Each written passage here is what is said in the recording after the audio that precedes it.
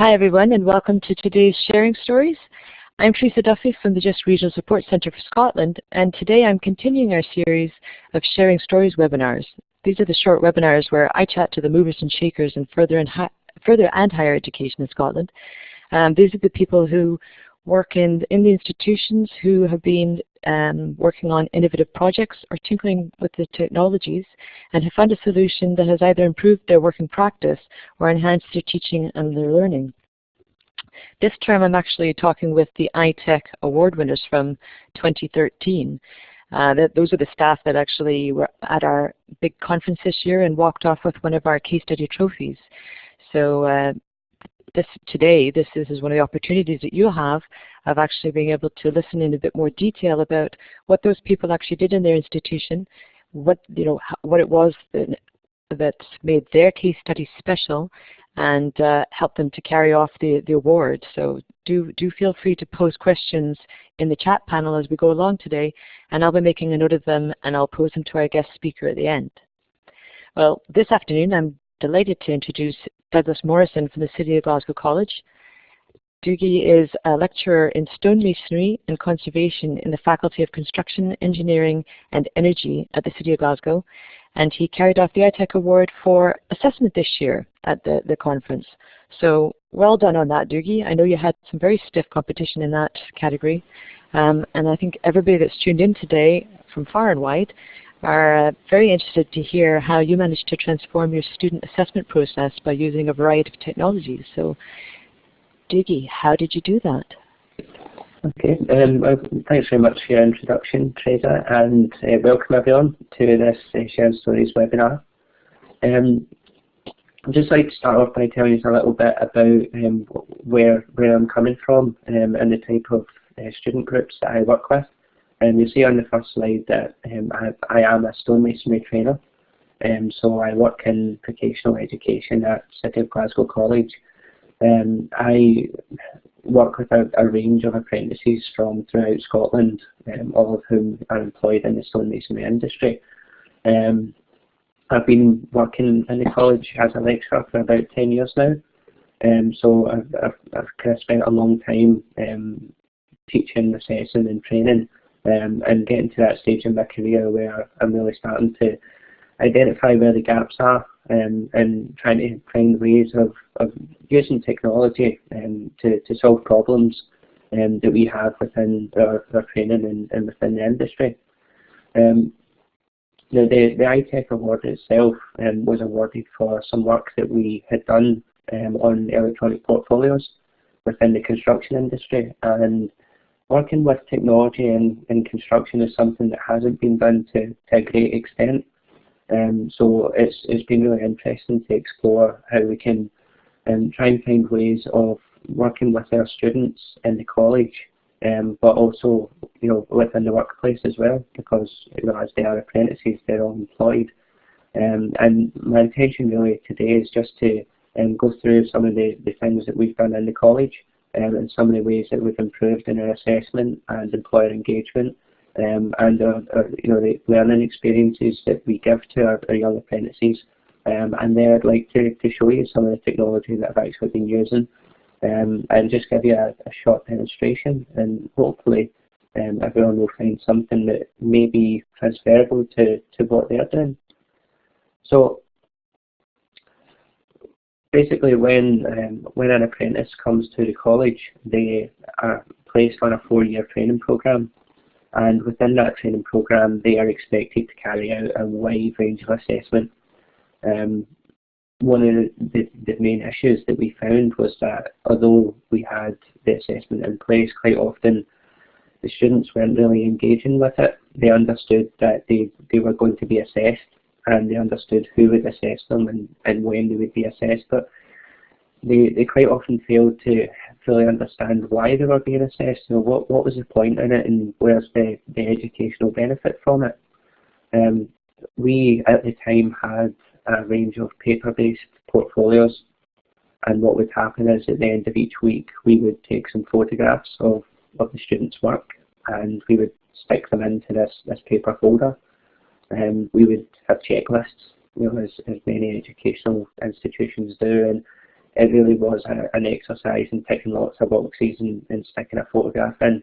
There was very little value in the paper-based resources. So one of the first things that we implemented was a student-led electronic portfolio, and there's an example of this on the screen in front of you just now. So what you'll see is that we still have photographs, and we were taking photographs of the students all the time, so it's not just at the end of a particular assessment. We started to record the overall learner journey or the assessment journey, and the students place these photographs into an electronic portfolio. What you'll also see is that we have learner checklists and assessor checklists. So now the learners are actually given the assessment from day one. This is what you're going to have to do. This is how we'll assess you. And in order for them to be assessed, they have to assess themselves first, or they have to ask a peer to assess them. And so we won't carry out assessment now until that has been done. And this is recorded in a student-led electronic portfolio. On the right-hand side of this slide, you'll see that what we're also trying to do is trying to recognise that assessment in college also has a part to play in the workplace. So assessment is a lot more than meeting a series of criteria set by an academic institution. What we really wanted to see was that the students were taking the skills and the knowledge that they were gaining through assessment and applying it in the workplace. And so what we started to do was, within these electronic portfolios, we would ask them to recognise where they were replicating the work that they had done in the assessment, whereas they were with their employers. And we were tying that into things like reflective practice. We tried to engage them in critical thinking.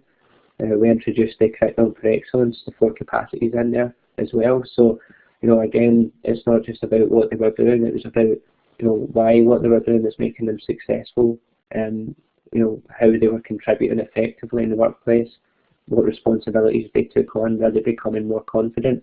So we were just trying to embed a lot of the kind of educational philosophies in Scotland into the assessment process, into the college experience, and also within the workplace experience.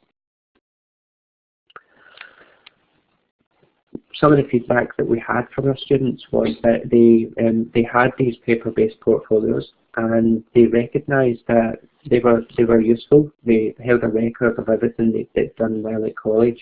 But once they left college, there wasn't really anything that they could do with them. They were, they didn't look particularly professional. They wouldn't have taken them to a job interview, for example, or maybe to a client to show them the type of work that they were doing. And likewise, the portfolios that I had on the previous slide there, I'll just go back a second.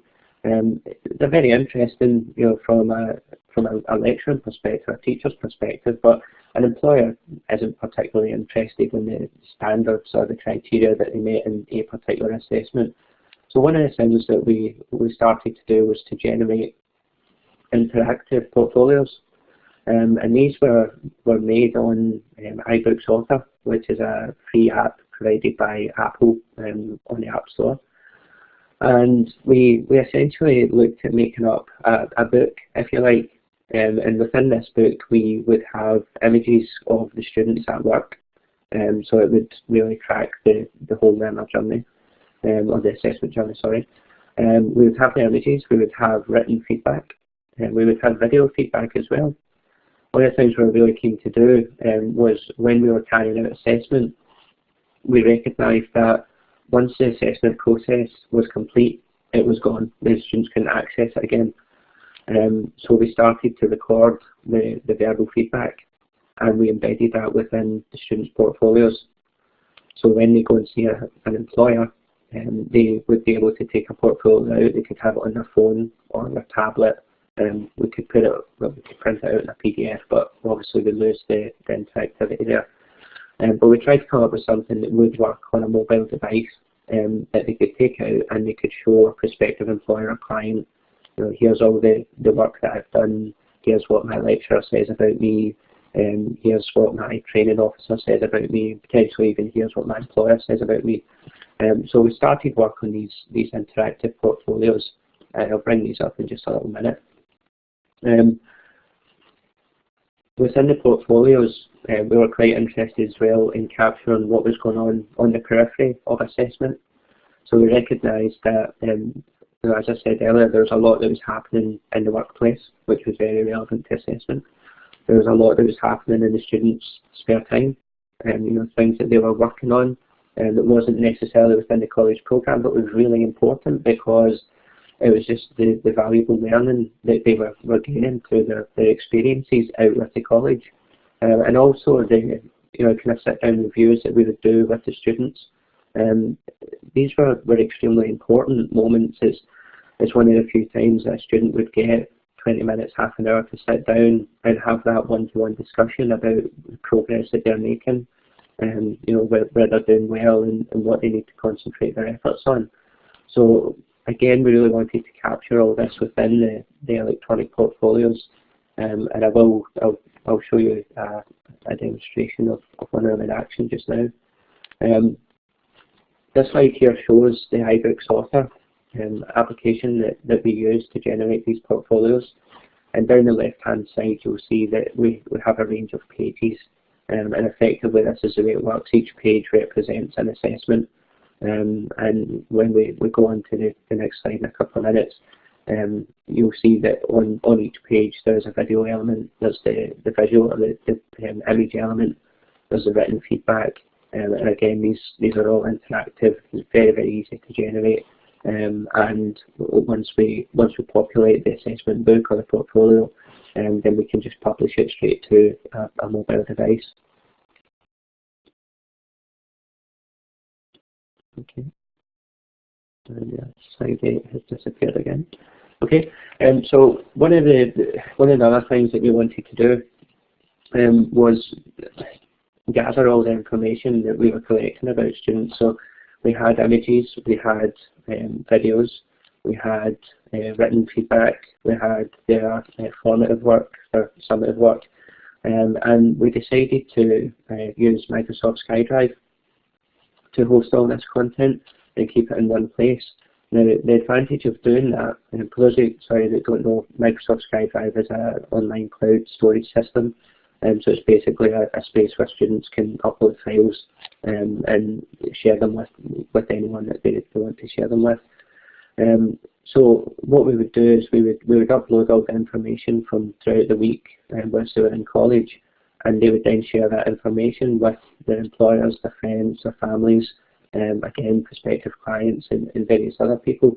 And what we found is that by using some of the technologies in either a workshop or the classroom and trying to record all of the assessment journey, the students have really started to get great benefit from this content, rather than it just being some information that's sat in a paper-based folder.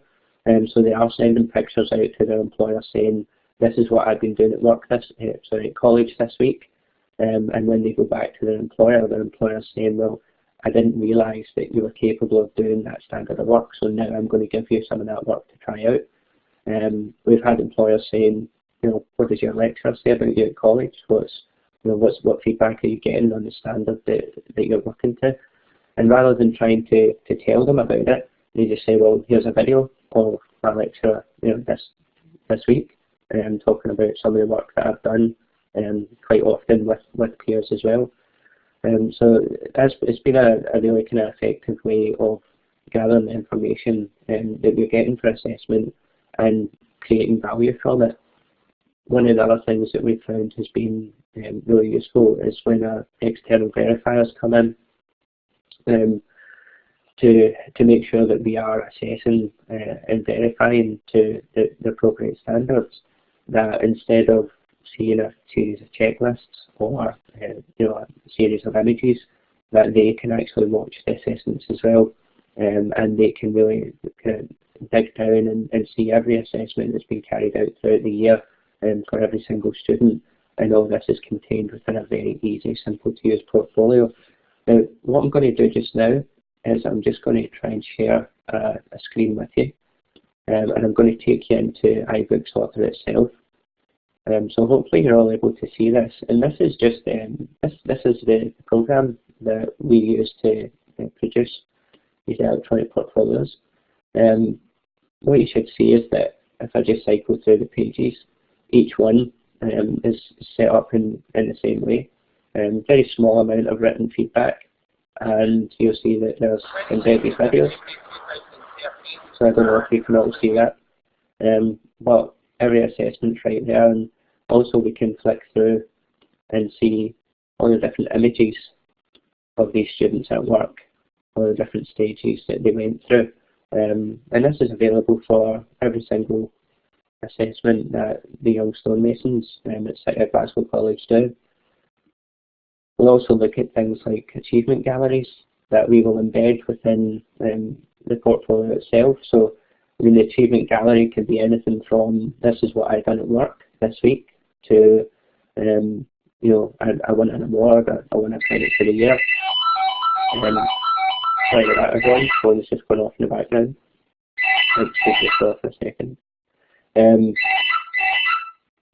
Okay, so what you see here is this particular student is doing lots of different things while he's at work. And there's some images of him at work. There you go. And as I say, we've got one of these for every student in the stonemasonry programme.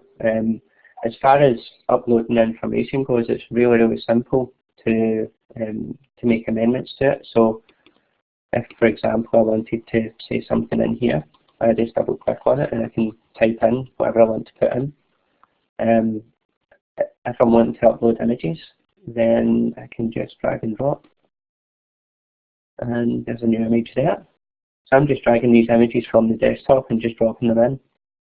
And these are some of the images. Well, the image that I've just uploaded there is actually one that one of our students done in his spare time out in his back garden. Had no idea that he was capable of it, but he wanted to see what he could do, and that's what he produced. It was really nice. So very, very easy to set up these portfolios and to populate them. And once we had the template in place with the individual assessments, then it was extremely simple just to save a version for each student, and as I say, populate it and encourage them to go out and take them to employers and share them with the people that they engage with. So what we've got next is the portfolios over the last year have been refined. We are working on making them more compatible across a range of devices, which is something that we've been really keen to do.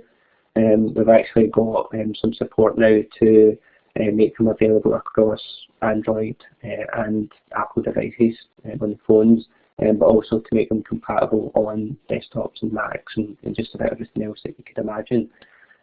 We are looking now at rolling them out across other subject disciplines. So where they started at stonemasonry, we're now doing wall floor tiling and plastering, just exactly the same way, and it's working great. And we are looking, certainly within the next kind of 6 to 9 months, to make the templates freely available to any colleges in Scotland, and we'll be quite open to sharing them with our colleagues in England as well, albeit we recognise that they have a slightly different system. I suppose what I really want to finish on was that getting involved with Jisc has been an extremely positive thing for the stonemasonry team at City of Glasgow College to do.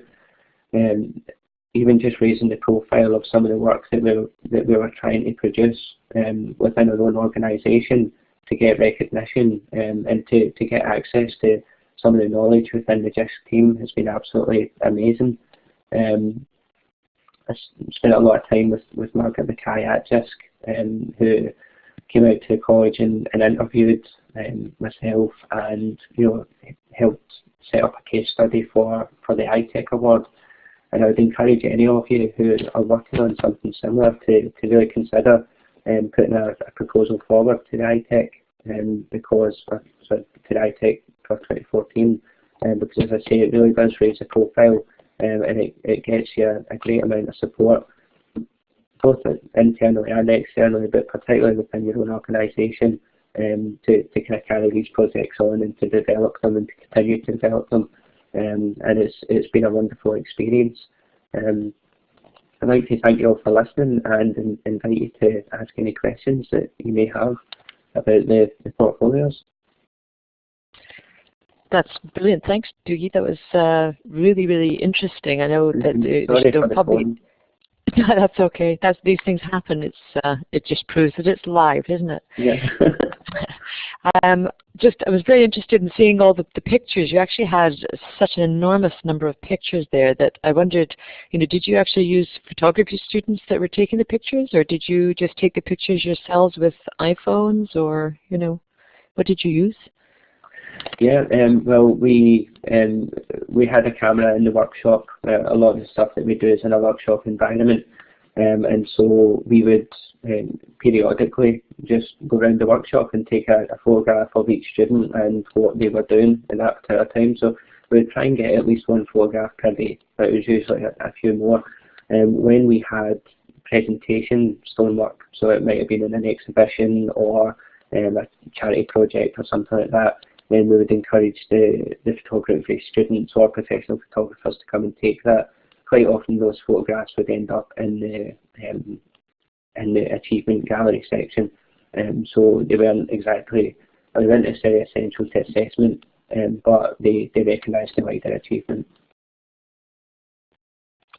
That's great to use other students, to get other students involved as well, but it just shows how quick and easy as well. You could just take pictures, I guess, with your phones and load them up. Candy McDonald from Inverness College has asked if you mentioned that you were going to make them capable across other platforms, or you're hoping to. Yeah. Is that the iBooks or the ePortfolio, and what ePortfolio program were you actually using? Right, okay. Firstly, iBooks, there are compatibility issues, which is also one of the challenges that we face. So if you're not using an Apple device, then it's unlikely that iBooks is going to be the answer. We are currently in talks with a software developer who's going to work on a standalone application to make these compatible with all different devices. So it won't necessarily be generated on iBooks, but it will have the same basic functions as iBooks. The ePortfolios that we were using, they were generated in Adobe Acrobat, and obviously that works on just about everything. So at the moment we're working predominantly with Acrobat, and we're looking to have this new application up and running within the next few months. So stay posted. Obviously, when we get this up and running, we'll be advertising it as a free resource. Free resource. So I was just going to ask you there. Are you up for sharing that with the sector? So that would be good to hear about. The plan is that all of this content will be made freely available. Much of it is already freely available, but all of it and more will be available from August 2014. That's great. Larissa from Bahrain Polytechnic was saying that they are planning on doing something similar to what you've done, but using Mahara, so using actually the VLE. Now, I think you incorporated some of the VLE into yours as well, didn't you? Yeah, all the kind of images that you've seen there come from documents which are embedded within our college's VLE. So we run off Moodle, and we do have Mahara as the portfolio system. So again, although we're using SkyDrive, we're using iBooks, we're using Adobe, everything is always sent back to the VLE. It's all hosted on the VLE and accessible 24/7. The advantage of the system that we chose to use in this particular one over Mahara was that it was far easier for students to port them out and to take them to employers once they'd left the college. So although they still use Mahara for things like personal development planning and collating information and images and feedback and everything else, we provide these portfolios as a standalone professionally produced document which can be taken out and distributed in any way the students see fit. I'll just go through some of the comments here. Giza Gizzy from University of West England is saying, great portfolios, hadn't thought to use iBooks in that way, just for course material so far, so maybe that's spurred some ideas on there. And at Larissa, that they had Mahara at the last college, but there was problems integrating with Moodle. I'm sorry, I was confusing Moodle and Mahara earlier on, but you know, I'm sure you're all familiar with it. Larissa's talking about Mahoodle. You think to integrate Yeah. only assessment part of Moodle and Mahara. So I'm not sure if anyone else has been using iBooks or you know, if they had thoughts about using you know, ePortfolios in the sort of way that Dougie and the team are using it. But Dougie, I was wondering, are other trades in your faculty looking to adopt this form of assessment as well? Yeah. As I say, we already have 2 other subjects who have adopted it. Again, we're in talks just now to make this available for every construction trade, and that's something that we are working on. Hopefully have an announcement within the next week or 2, but the intention is to make this available for all the construction trades within Scotland, and again to make it freely available, so anyone who works in FE or who works in a college in Scotland will be able to access the templates and the portfolios and make use of them, which, you know, as I say, hopefully we'll be announcing some more details on that within the next couple of weeks. Great. Okay.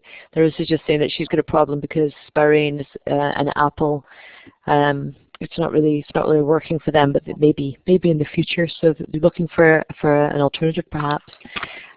Dougie, I was wondering what's next for your project. Are you taking this the next stage? Is it looking for the different platforms that you can try it out on, or do you feel like you've really kind of moved this on as much as you can at the moment? Yeah, well, I mean, everything that's been done so far has been done by a very, very small team who don't have huge amounts of technical expertise. I think really the next stage now is to have software developers take the project on and to work on compatibility. So we really want to be able to have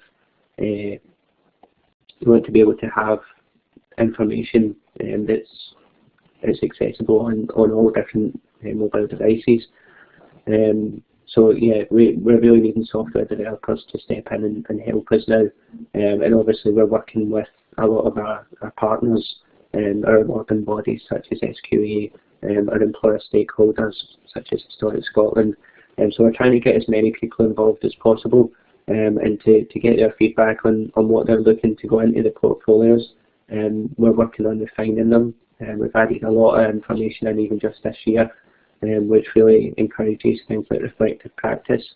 So, for example, rather than just recording the assessment, we now ask them to put in things like risk assessments and method statements where they talk through how they're going to do the assessment before they start, so that we can make sure that they've understood the brief. So we're recording all sorts of different information, and we're really just trying to see where we're getting the most benefit from, and then we will put that in and we'll collate it into the finished portfolios. That's great. There's a message here as well from Jisc again saying, I think it would be very useful for our medical students, but University Preferences PebblePad 3. I don't know if you're familiar with PebblePad. Yeah.